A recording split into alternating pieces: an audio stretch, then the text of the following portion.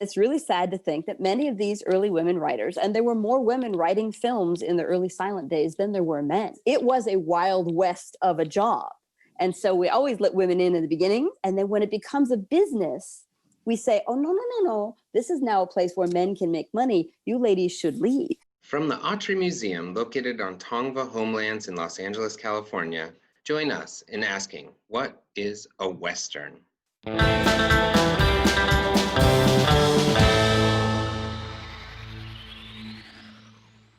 Our guest today is Rosanne Welch. She's a former screenwriter and historian and a professor at the MFA program in screenwriting and TV writing at Stephens College. She's the editor of the book When Women Wrote Hollywood, as well as the author of numerous other books that you can check out. But welcome. Thanks for joining us today, Rosanne. Thanks for asking me. I love to talk about women screenwriters. That's great. Yeah, so we're going to focus on a subtopic within the book you edited, When Women Wrote Westerns. How do we see the history of TV and film differently when we learn about these women screenwriters who are often forgotten?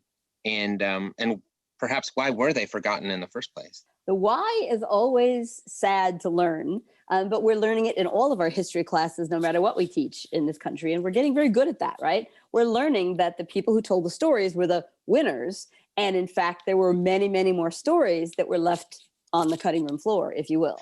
So having different people write, in this case, we're discussing women, another gender, looking at this perspective of the experience they had, right? All those men didn't come west by themselves. They generally brought women with them or met women here, right? Because nobody wants to be alone for 20 years of their life, right? So they have a different perspective of what happened. And including them in the story makes the story richer, because we need to understand who really were the founders of our country and who were the people who caused the trouble when they came out here, right? If we're colonizing an area that was already inhabited, women were part of that too. So women have to take a shot about that and recognize that in their own privilege, they came and thought this place belonged to them. So seeing that from their eyes, I think is really interesting. The question about why we forget women screenwriters is bothering us for a long time. And one of the things we fall back on is this thing called unreliable narrators. And it's really sad to think that many of these early women writers, and there were more women writing films in the early silent days than there were men. It was a wild west of a job. And so we always let women in the beginning. We did the same thing in aviation. Tons of female flyers. They're doing all kinds of contests, flying from here to Cleveland. I don't know why Cleveland, but it was a hub, right? All these contests. And then when it becomes a business, we say, oh, no, no, no, no. This is now a place where men can make money. You ladies should leave. And we essentially leave them behind. So one, whenever we became a business, both in aviation and in Hollywood, they took women who had been producers, they'd been directors, they'd written their own material. And the guys running the studio suddenly said, here's your new contract. You're now a junior writer and you can work with this guy. And they were like, thank you. I'll go back to New York and I'll write novels, right? So that's Anita Luce and Gentlemen Prefer Blondes and, Frances Marion, who's probably the most famous early female screenwriter. They just started writing novels where they could, again, be in charge of the whole story. Mm-hmm. Why should they be treated that way? And then this unreliable narrator thing is a new thing I learned when I got involved in academia. And that's when you look at the interviews that happen with the men who founded Hollywood, they forget to mention the women who did it with them.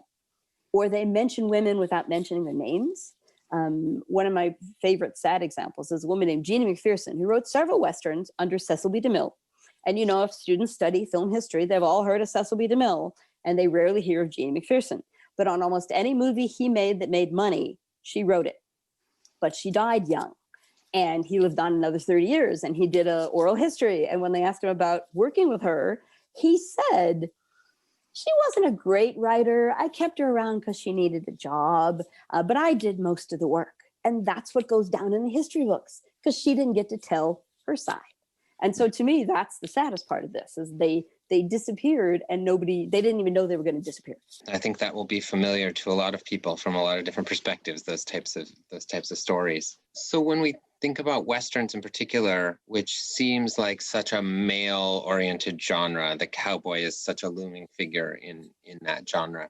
How do we see them differently when we focus on the stories that women wrote or that are less often told? Certainly, the difference is that when we think of a female-focused story versus a male-focused story, and this is unfair to young boys and to men, we teach men in our literature, in our drama, in our movies, we teach them that the only way for them to succeed is to master a particular weapon. Of course, in the West, it's the rifle, it's the pistol, it's the gun, and take on the bad guy all alone. We're doing high noon. It's me and you. That's it. If I die, the whole world falls apart. And that's a lot of pressure to put on one character.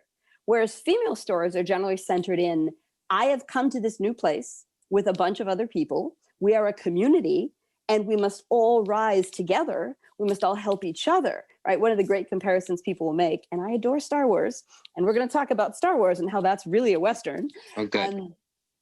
I adore Star Wars, but of course that's the lesson that, you know, young Luke Skywalker learns. Whereas you compare that to, and there's a lovely TED Talk that does this, The Wizard of Oz, which is a female heroine. And what she does is she takes the group around her, empowers all of them to do their best, and as a team, they succeed. And that's a different look at our West, but we know the West did not survive because one or two men took on one or two other people. It survived because great communities of people came together, right, and did that. And on the flip side, when we think about Native Americans, they all fought together as well. It wasn't just the male warriors. The women were upholding all these things, and they also took the brunt of the disease that was passed and all those things. So the community idea is really what I think we all succeed at. And by not seeing that side of a story, we're telling men they have too much work to do all by themselves, and that's not fair. That's a great way to tell it. I'll teach my daughter that. You mentioned the silent era being this really open and Wild West period of film writing, but if we sort of sketch a line across the 20th century and even now into the 21st century, how did women's opportunities kind of wax and wane in different periods, or what new opportunities opened up? What things were foreclosed? How did those kind of trends go across the history of film? Oh, wonderful. Well, first of all, of course, in the silent era, it was everybody going at it and having fun until there was too much money in it. And then the women segued out.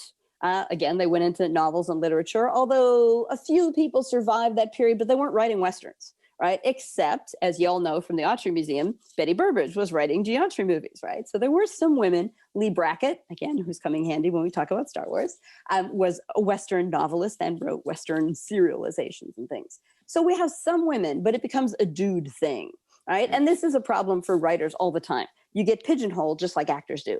Oh, you did that one movie and you're brilliant at it. We want you to do 14 of the same movie, right? It's very few people that get to be William Goldman and do a variety of different things. You have to really reach that peak.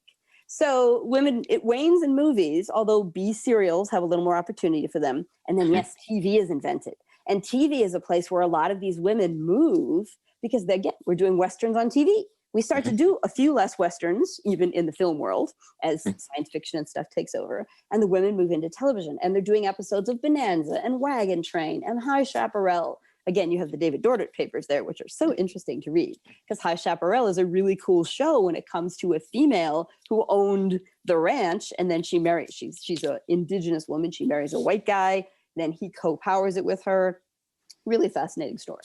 So the women start writing those kinds of things. And eventually in the TV realm, they move into places where I always rank DC Fontana because here's a woman who wrote Westerns on TV and then she got involved in Star Trek, which, as you know, was sold as Wagon Train to the Stars. So she's just writing Westerns with guys in, tight suits. And really the sad thing about that is it takes years for people to realize DC Fontana is a girl.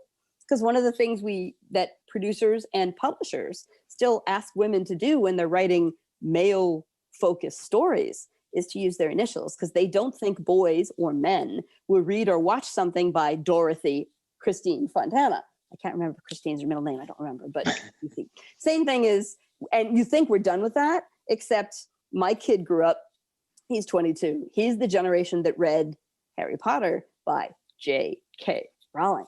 I mean, come on, could we just not use women's name, right? I grew up reading The Outsiders by S.E. Hinton. It's ridiculous, right? But so these women have moved into TV. They start doing these other sorts of Westerns. And then, of course, Lee Brackett moves back into movies when she writes Empire Strikes Back. But also think about the era of TV as it expands and grows. They're done telling the same repetitive stories. So then we're going to get Beth Sullivan and Dr. Quinn, Medicine Woman, right? Which takes the West from that female perspective and is based in real life, a couple of women who couldn't be doctors in the East, right? But it's still a Western. We got horses, we got cute guys in, outlaw outfits. It's a Western. It's just a female experience. So they see much more opportunity there. And then slowly, maybe they're peeling back into movies when it comes to Westerns, but not as much as we'd like. Right. No, thank you. That's a great timeline.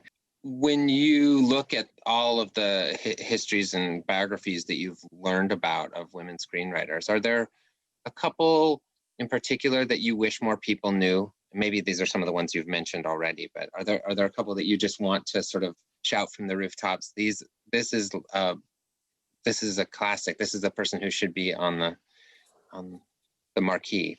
Oh, yeah. Well, obviously, I did mention Frances Marion. She wrote a series of Westerns for her husband, Fred Thompson, who was a Western star, right? He was right up there rivaling William S. Hart, moving into the talkie world. The problem is he died young. And when he died, she lost her interest in writing Westerns because, of course, that was too reminiscent of him. They were right up there with, Pickford and Fairbanks, except they were a writer-actor team. So I think Frances Marion is someone people have to look more into. I love Jeanne MacPherson, and she wrote several Westerns, always about a woman going out West and having experience and surviving the West, which is really a Western story. A lone person, doesn't have to be a boy or girl, a lone person challenges themselves and succeeds. So I think she's a really big name. We mentioned Betty. I think we sometimes have to think about women who wrote Western novels, which were then adapted by men, but the core characters are going to have come from the female perspective. So for me, that's Edna Ferber. And it's always weird that she wrote, So Big and Cimarron and Giants, which is this huge, sprawling thing. And she's an Easterner. She's a member of the Algonquin Round Table. She hangs around with, Harpo Marx and, Alexander Woolcott. And she's doing all that witty New York stuff, but she's writing about this period, which is, to me, reminiscent of the fact that Teddy Roosevelt, right, is just a straight New Yorker. But he comes out here and becomes, I'm the West dude, and I'm going to do all that stuff. So anyone can claim to sort of own the West because it becomes our American myth, and everybody wants to be tied to that. So I think Edna Ferber is somebody people should read. And then really in the very modern day, what I think is really interesting is there's a show on Sci-Fi called Winona Earp, and it's out of Canada.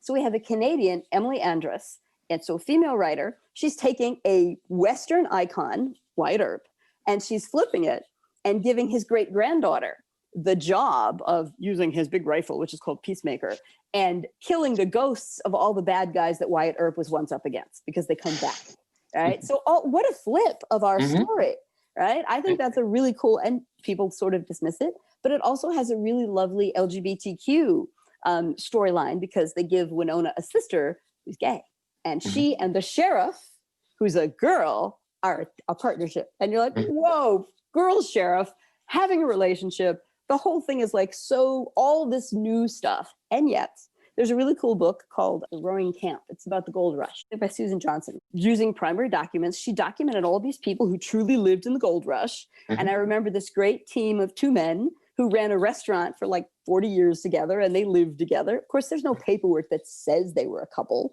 because nobody's going to write that down in the day. But that's what was going on. And it's like, all these people occupied the West, and we don't talk about them.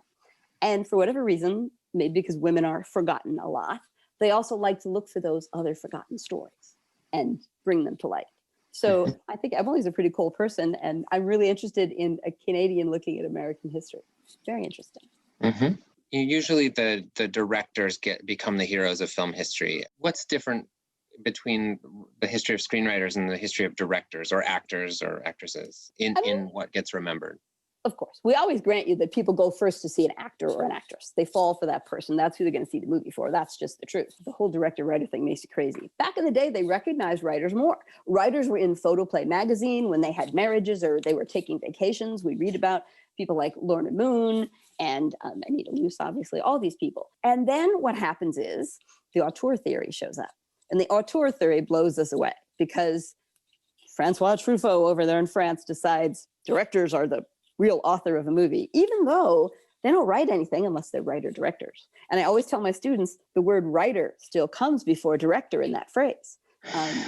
There's a classic Robert Riskin story. He's the guy who wrote all the Frank Capra movies. And it's an anecdotal, the idea that one day he got so mad about the Capra touch, they handed in 200 blank pages. And he said, go ahead, put your touch on that. Because you can't direct nothing, right?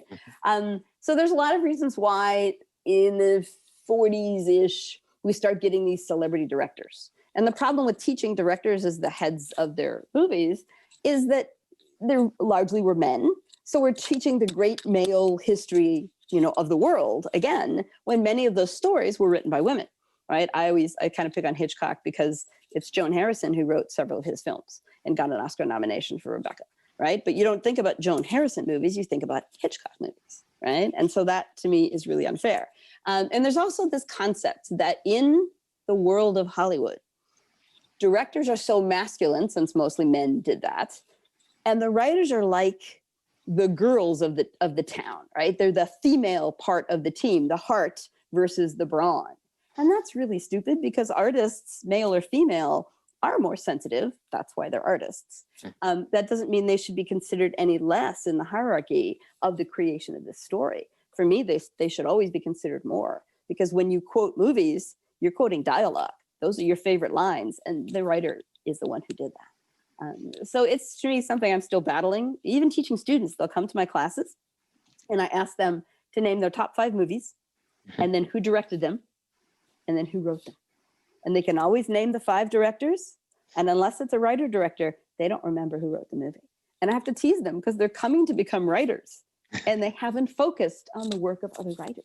We should know the body of work of screenwriters as well as we know the body of work of writers like Hemingway or Faulkner. We should be able to say, and we do that with like Nora Ephron, right? We're pretty good with that, but very few. Nancy Myers, we can kind of know that.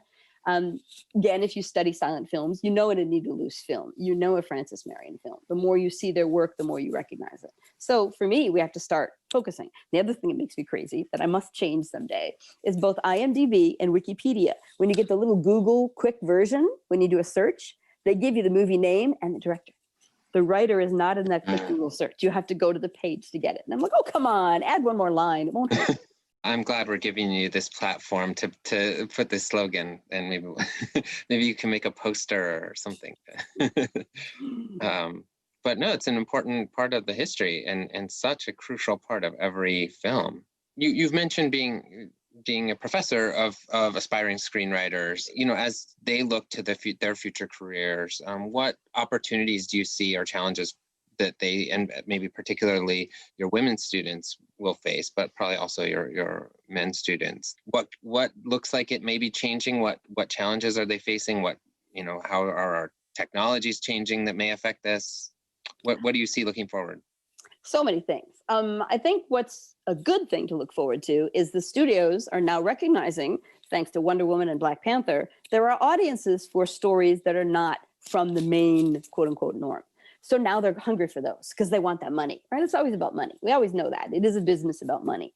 The art is secondary, which is a bummer, but people are beginning to look for them, but they're still hesitant. They're still a little worried. So you've got to really be confident, and you've got to be really well researched on whatever the story is that you want to tell. Also demographically, you really have to think about who is this audience. You want some proof about where they are and all that stuff. And a lot of writers are learning you have to do, it's show business. You have to do half business, half show. And we like to avoid the business. But if you want to get someone to do a new kind of story, you have to do that. For women particularly, though, we know the world is still a boys' club. And so you have to be confident, and you don't want to be overly aggressive because then people say bad things about you. And yet, if you're not, you don't get through the sort of the clutter of everything. One of the cool things that we teach about is we all know the hero's journey, which is what I talked about with Luke Skywalker.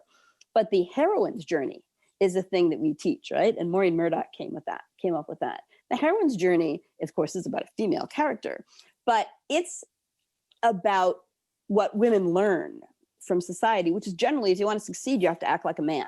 So you separate, the beginning of that movie, you separate from your girlishness and you start doing dude stuff. And by the time you're done with the movie, you figure it out. No, the only way to actually get forward is to use the talents that I have, perhaps inherently because I'm a female. And when I reconnect to how female I am, then I succeed. So to me, that's what women have to remember to do. And there's a lot of dudes in town, really good guys, who are learning that, wait a minute, we're used to talking over women and all that sort of thing. And we have to stop and let people finish their thought before we dive in with something else, and then people forget things. And then women also have to be good. You know, the classic story is that you might pitch an idea and nobody takes it up. And 15 minutes later, a guy pitches it in the writer's room. And then everyone's like, oh yeah, let's go with that. And then you have to say, that's exactly what I said 10 minutes ago. And then they'll all kind of, oh yeah, you're right. Right? You have to claim your talent, or other people will gladly walk over it. So I think those are behavioral things, right? But we don't have to be super dude-like to succeed that way. We just have to be strong and know that you're good at what you do, and you'll succeed. But also we're looking for new stories, and the newer, most interesting stories, they're going to break through because the audience is so diverse and so wide. And now we're international, right? With Netflix and streaming and all that stuff, we can think about people we haven't covered before, and we know around the world other people will be interested in it. In the same way we're watching Japanese anime and, you know, Korean telenovelas and all that stuff. What are the examples of the heroine's journey? What are some of those stories that are in the heroine's journey format, template? I'm curious. Oh, well, obviously The Wizard of Oz, like I said. In the TV world, we claim that for Buffy the Vampire Slayer, right? Very much so about that. The joke becomes, you could say Scooby-Doo does that. It's anything that involves a team coming together. And so in a funny way, that can also be sometimes a male-focused team. You think about war movies, they're all about a team of people coming together for the betterment of each other, even though they're like the most dude movies. You could say the same thing about Westerns, if it's a group of people, an Oregon Trail kind of thing, or a group of men in a town, or the sheriff and a couple of his buddies. The heroine, in terms of pulling away from being female and then pulling back into it, that tends to happen more often in sort of a romantic comedy, or something like The Intern, where she's trying to figure out how to be a leader of these other men. And then she has to realize it's about the nurturing that I do that is better than me being more loud and annoying and stuff. So, but I can make a list for you that I can have. Okay, great. Well, I'll claim Wizard of Oz and Buffy as Westerns. I think Sunnyvale is that, I think that's in California. We can call it a Western. It is, that's true. It's about making the town safe for the new inhabitants. Right. So are there some ways that we, as like the work you've been doing with your research, that in terms of revising those kind of incomplete histories of the film industry, what steps can we take to actually repair that and have a more accurate narrative of the past?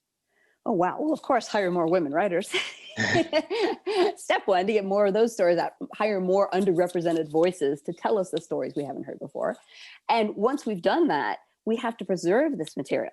One of the issues, again, with why we don't remember these women is when we started preserving films and doing the Library of Congress and the 100 Years, all of that stuff, people kind of pushed that wasn't important. It was Charlie Chaplin and these other people, and we preserved all their material. We didn't really think about that when it comes to stuff done by women. And women are terrible at keeping track of their own archives. So many of these women threw away material. They cleaned out their houses. They were busy with kids. They didn't want all this clutter around when their career was over.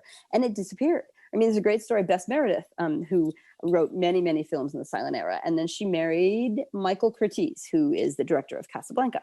And there, as people study Casablanca, often he would be asked a question on the set and have to leave to figure it out. And they knew he went home to call his wife to help him figure out the story problem. Then he'd come back. And her son wrote a biography of her. He also became a TV writer. Problem was, he never thought to ask his mother about her career. When she was older, it was like, I didn't imagine she did anything interesting. So even within our own families, we don't talk about the work that we do, women particularly. And that's a mistake, because then the stories die. So we need, in the places where we have things like the Library of Congress and all the catalogs of film, we have to start going backwards and preserving as much of this female work as we can, and work by African Americans. We have a lot of African American early screenwriters where we know they existed because there are advertisements for their movies, but the movies don't exist anymore. So how can we study stuff that we can't have access to? I know it's always so heartening when something turns up that was thought to be lost, and there may still be some treasures out there, and people are discovering new things every day. And that's what, of course, of interest to us at the museum. finding those rare voices that luckily were preserved in some way or other, and just bringing them to light more. Well, and that's what I always tell students too. If you go to places like museums, when my students are in town, they're low residency, but they come in town twice a year, and we'll go to the Autry, we'll go to the Herrick, we'll go to different places. But even long before I did this job, I would go to the Autry with my son, because of course, cowboy stuff, cool. But also, you look at the photographs of who were the cowboys, right? And we all know they weren't John Wayne. We all know that wasn't who it was, right? They were the Mexican Americans, and they were Chinese Americans. And you see that in the photographs. But movies came along and made them all Caucasian. And that's ridiculous, but that became the myth, right? So the more we look at the real history, the more we can tell those real stories. I love research. I love museums for that. Me too. Well, thanks so much for joining us. It was such a wonderful conversation. And I think I'll take away this idea of a sort of communities type stories in Westerns, particularly from our perspective. What are those Western films that feature that community story? And is that a sort of more feminine point of view or a kind of women's view of the West? That's going to stick with me, but as will many other points. Thanks so much for joining us. Thanks for asking me. I love to talk about this clearly. And I love the Autry Museum. Thanks.